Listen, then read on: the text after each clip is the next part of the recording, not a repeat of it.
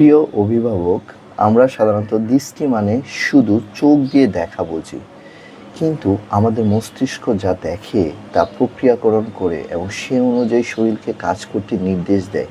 এই পুরো প্রক্রিয়াটিকে কিন্তু আমরা বলে থাকি ভিজুয়াল সেন্সরি সিস্টেম। জি, দৃষ্টিভিত্তিক ইন্দ্রিয়। যে দৃষ্টিভিত্তিক এই যে ইন্দ্রিয়, যেটা ভিজুয়াল সেন্সরি সিস্টেম, আমাদের খুব ইম্পর্ট্যান্ট একটা সেন্সরি সিস্টেমের একটা অংশ, যেটা শিশুর লেখাপড়া, খেলাধুলা, ছবি আঁকা, এমনকি চলাফেরা, হাঁটা চলা, দৈনন্দিন যে কার্যক্রমগুলো আছে সঠিকভাবে করার জন্য এই পদ্ধতিটির সঠিক বিকাশ কিন্তু খুবই জরুরি।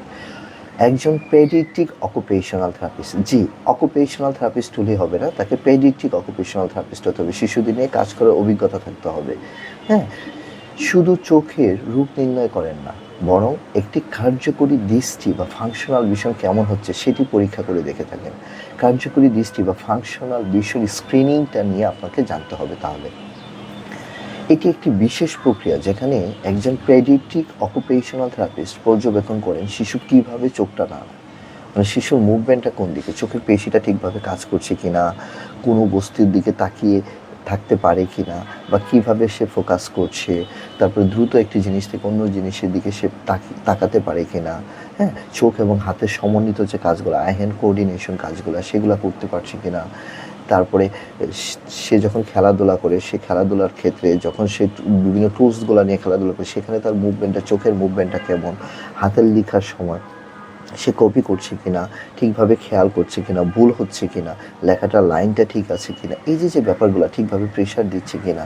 হ্যাঁ, এই জিনিসগুলো কিন্তু খুবই গুরুত্বপূর্ণ, কারণ আপনার শিশু যদি এই যে কাজগুলো করতে সমস্যা হয়, তাহলে কিন্তু বুঝতে হবে তার ফাংশনাল স্ক্রিনিংটা, তার ভিজুয়াল সেন্সরি সিস্টেমে দুর্বলতা আছে। যেমন পড়তে এবং লিখতে, বইয়ের লাইন ধরে পড়তে পারে না, অনেক বাচ্চা আছে আমাদের, লেখাটাকে উল্টা পড়ে। যেমন দেখা গেছে যে 41কে 14 পড়ে, তারপর WM, তারপরে 9, 6, এই যে ধরনেরগুলো, সরোটা উল্টা করে লিখতেছে, ক্লাসে বোর্ড থেকে খাতায় লিখতে গেলে সমস্যা হচ্ছে, যে স্যার ছবি আঁকতে গেলে বাউন্ডারির বাইরে চলে যাচ্ছে। এই ধরনের সমস্যা কিন্তু আমাদের অনেক শিশুর হচ্ছে। পড়ালেখার সময় বা ছবি আঁকার সময় সহজেই সে মনোযোগটা হারায় ফেলতেছে, চোখ শুধু এভাবে গসতে থাকে, এই ধরনের সমস্যাগুলো হয়। হ্যাঁ, তারপরে খেলাধুলার সময় দেখা গেছে যে একটা বল ক্যাচ ধরা, থ্রো ধরা, এগুলো পারে না, সিঁড়িতে নামতে গিয়ে অসুবিধা হচ্ছে, অনেক সময় হাঁটার সময় দেখা গেছে যে পায়ে পায়ে বাড়ি খাচ্ছে, হাঁটতে পারছে না বা কোনো কিছু খেয়াল করছে না। সামাজিক আচরণের সময় দেখা গেছে যে চোখে চোখ রেখে যে কথা বলার যে ব্যাপারটা, সেটা কথা বলতে পারছে না, গুছিয়ে কথা বলতে না পারা, এই যে ব্যাপারগুলো আছে, যে চোখে চোখ রেখে যে কথা বলা। তো এই যে কারোর চোখ এবং মস্তিষ্ক তথ্যটাকে একটার সাথে আরেকটার একটা যে সমন্বয়টা, সেই সমন্বয়ে সেটা হচ্ছে না। এই জন্য যেটা করতে হবে, একজন অকুপেশনাল থেরাপিস্ট প্রথমে যেটা করবে, যে তার সাথে দেখবে আগে, যে বিভিন্ন ধরনের ছবি আঁকি দেখবে, ফাইন মোটরের কাজগুলো দেখবে, আই হ্যান্ড কোঅর্ডিনেশনের কাজগুলো দেখবে। বিশেষ ক্ষেত্রে তাকে একজন অপথলমোলজিস্ট বা চক্ষু বিশেষজ্ঞের কাছে রেফার করবে, তার চোখের চিকিৎসা দরকার কিনা, মেডিকেল চিকিৎসা দরকার কিনা।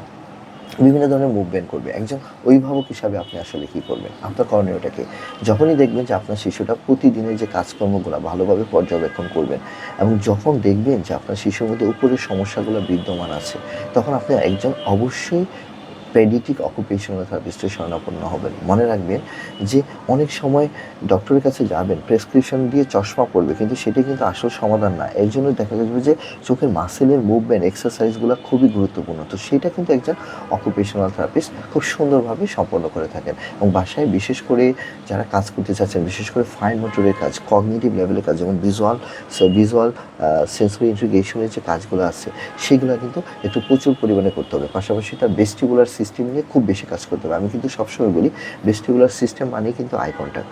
হ্যাঁ, তো ভেস্টিবুলার সিস্টেম নিয়ে প্রচুর কাজ করতে হবে, এবং একটি সঠিক ফাংশনাল একটা ভিশন স্ক্রিনিংয়ের মাধ্যমে কিন্তু একজন অকুপেশনাল থেরাপিস্ট সেন্সরি যখন প্রোফাইল স্ক্রিনিংটা করবেন, তখন কিন্তু উনি বুঝতে পারবেন যে শিশুটার চোখে আদৌ কোনো সমস্যা আছে কিনা। যে কোনো ধরনের জিজ্ঞাসার জন্য আপনি আমাদের অকুপেশনাল থেরাপিস্টদের সাথে যোগাযোগ করতে পারবেন, এবং অ্যাপয়েন্টমেন্ট নিয়ে তাদের সাথে কথা বলতে পারবেন।